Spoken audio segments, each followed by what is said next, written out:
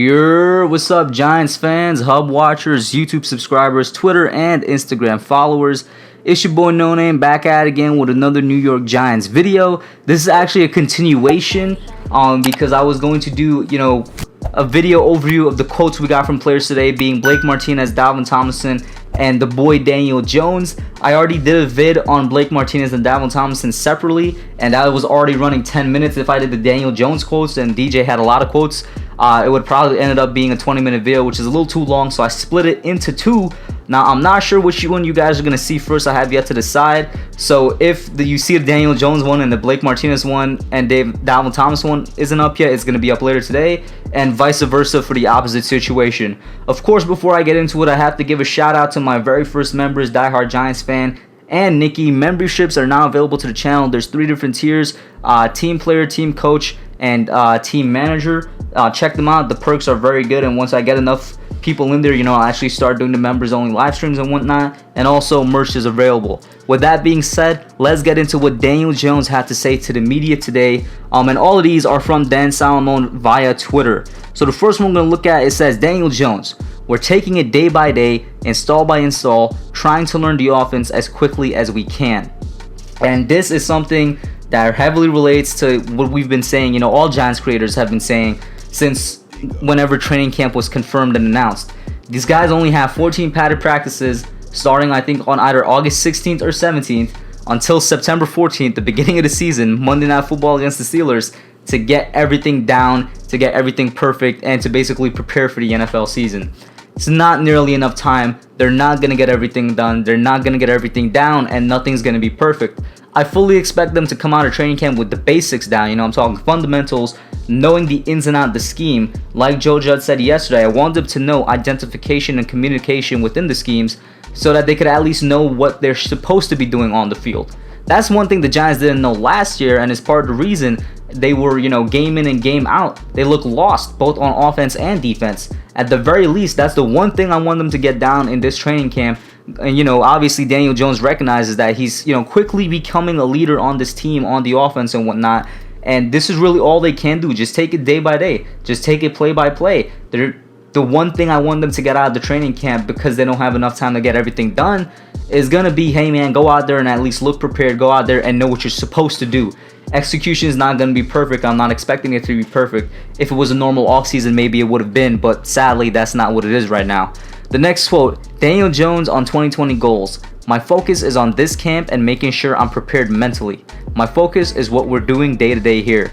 I guess this is basically related to the last quote, and I kind of gave all my thoughts on that. I'm glad his focus is, making sure that they're prepared mentally and whatnot. I'm glad his focus is what they're doing day to day there. I'm sure that includes what a lot of people concerns, including mine, is that I hope he's working on his biggest problem, which would be pocket presence and pocket awareness, so that he cuts down on the fumbles. He's obviously done everything he can in terms of physically preparing himself. We all know the dude has added 10 pounds of muscle. It shows, but it looks like most of the muscle, I'd probably throw up a picture right now if I could find one, but most of the muscle seems to be in his legs in the video that we saw that the Giants put up on Twitter and on YouTube. So maybe he's looking to, strengthen up his legs where he was injured. He's looking to not be sacked easily so that he could run around a little bit more. But yeah, man, focus on those goals. I think that's related to the last quote that we got. The next one up from Dan Salomon says, Daniel Jones said it's beneficial to have continuity with the receivers despite it being a new offense. That has definitely helped this process. 100%, man. A lot of people always talk about how Daniel Jones and Darius Slayton had that nice rookie-to-rookie connection. Bro, Daniel Jones had a connection with every receiver he threw to last year. He liked Sterling Shepard. He liked throwing to Sterling Shepard last year. You could see it. He liked Golden Tate, and he liked throwing to Golden Tate last year. You could see it. Those first three, those top three, the presuming starting 3 receivers that are a lock for the Giants offense this year, Daniel Jones actually has really good rapport with them. He seems to have a connection with all 3 of them, and that's really nice. I don't know whether that's, on his side or on their side. Whether it's him, it's very easy for him to acclimate to a new receiver, to build a good relationship with them, and have good trust with them very easily. Or whether those 3 guys just happen to be 3 guys where it's the same thing for them. It's very easy for them to adjust to their new quarterback, to get a good rapport with them and whatnot. But not just slaying all three of those guys. He has really good, connection with it. You can see it on the field. You talk about the Golden Tate bobble catch, the Golden Tate Cowboys sideline catch. Of course, anytime Sterling Shepard is there, the end zone catches, remember the one in Tampa Bay? That's something that takes a good connection for that to happen. And of course, the rookie-to-rookie connection that allowed Darius Slayton to be one of the best rookie wide receivers last year. So 100% I agree with that, and I expect all three of them, to be honest with you, to have good seasons next year. How good? Well, depends how much we run the football, to be honest with you. Next quote, Daniel Jones on his physical training this offseason. I feel like I'm strong as I've ever been, and I want to get stronger. He said it will help him in the pocket and boost his arm strength. He weighs around 229 now, up from 220 last year. Jesus, yo, that's a big boy. That's one big quarterback, 229. I'm about to look up how tall is Daniel Jones right now. He's like 6'4", 6'5", right? Let me see. Daniel Jones' height. We got a 6'5", basically 230 quarterback out there, man. Jesus Christ. It's gonna be hard to hit him. It's gonna be hard to actually knock him down. I'm telling you, I don't think I'll be able to find a picture, like a full body picture of his quads, but go on the Giants Twitter and go on the Giants official YouTube channel where they put out, I think, a vid title, players back at camp and whatnot. You see Daniel Jones in there. A lot of his muscle is, I'm sure some of it went to his arm strength, but a lot of it is in his legs, in his quads. He's taking tips from Saquon, it looks like. He's going to be hard to bring down next year, man. I love that. I love that. Harder to bring down means there's going to be less chance of fumbling. Harder to bring down means there's going to be less chance of injury. The bigger quads means he's probably going to be able to run a lot more, run faster if he needs to. Oh, man, I'm excited to see what he can do physically next year. This dude is an absolute specimen, bro. It's crazy. He's more athletic than people think, and he's just building upon that. I'm going to be really excited to see what he does. And then he wants to get stronger, man. I don't want him to get too strong now, because I don't know if there's any basketball fans listening there. Derrick Rose, before he tore his ACL, all the CLs, the MCL, LCL, the meniscus, all of that, bro, before he tore them multiple times, part of the reason that happened is because he continued working out and he overworked his body. He wanted to get stronger, more and more. So not saying that's gonna happen to DJ, but I hope he's, taking it in precaution. But yeah, that's gonna be exciting to see on the field, man.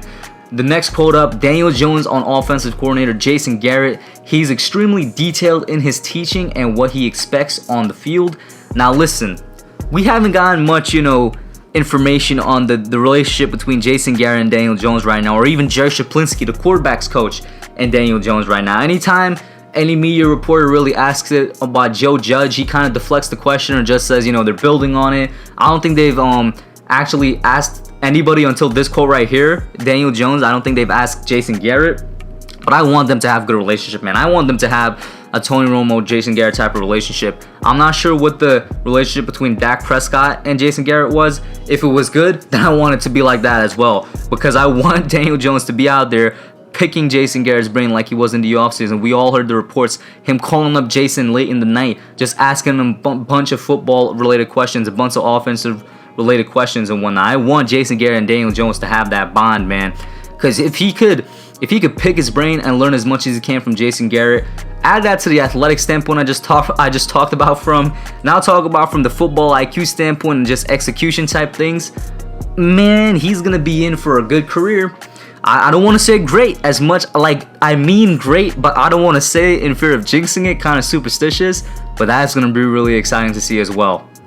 Coming up on the last two quotes now. The first one, Daniel Jones on Nate Solder opting out. He's got an extremely tough circumstance. He's got to do what's best for him and his family. All the respect and support to him. Of course, I've already made, a live stream on the Nate Solder thing, several live streams. I don't know if I made a whole video devoted to it, but I had I think it was maybe an hour and a half long live stream dedicated to the Nate Solder situation. You guys know how I feel about that. I'm in complete agreement with Daniel Jones.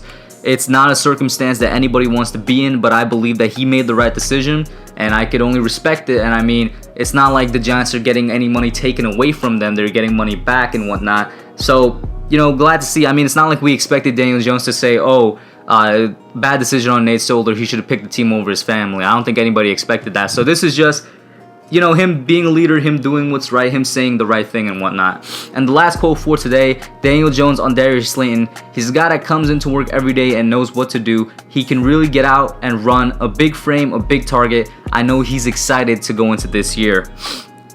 I mentioned the receivers before, and I mentioned how I said I think all of them are going to have great seasons, you know, good to great seasons. I said how Daniel Jones has a good connection with all the receivers. I'd be remiss if I didn't say because of the Jason Garrett offense, I expect Darius Slayton to have the best season out of the receivers, man. And you know Darius Slayton thinks that too. You know for a fact, because everybody, you know, obviously they've been meeting with Garrett. Obviously they've been having their offensive coach meetings. You know, they've been having their wide receiver coach meetings. They've been talking about the scheme, installing the scheme, getting used to it, looking at film where the scheme was ran. You know Darius Slayton knows he's going to get the ball a lot. He's probably been looking at a lot of Dez Bryant film. Because that's the role he's going to be fulfilling on this Giants team. He's going to be the Dez Bryant type receiver. He's going to be that T.O. type receiver. Now, I'm not saying he's on either of those guys' level. Obviously, T.O. being one of the best wide receivers of all time. But that's the role he's stepping into, that outside big threat. Like Daniel Jones said, he's a big target, big frame, and he can get out and run.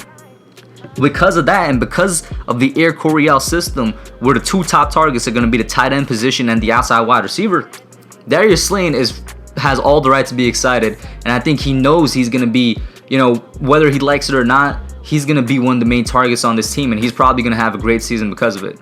But those are the quotes I want to go over today from the Daniel Jones standpoint. Once again, if the video isn't already out about me talking about the Blake Martinez and Dalvin Tomlinson quotes, it will be out soon.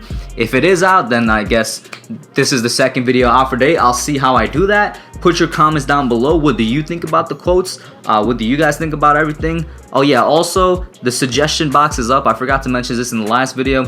The suggestion box for the next subscriber suggested video is up. Literally one person only made a suggestion. Kind of disappointed in that, guys. Please get your suggestions in so I can make a video for tomorrow, and I'm out. Thanks for watching. Don't forget to like, comment, subscribe, and share. I'll catch y'all in the next one.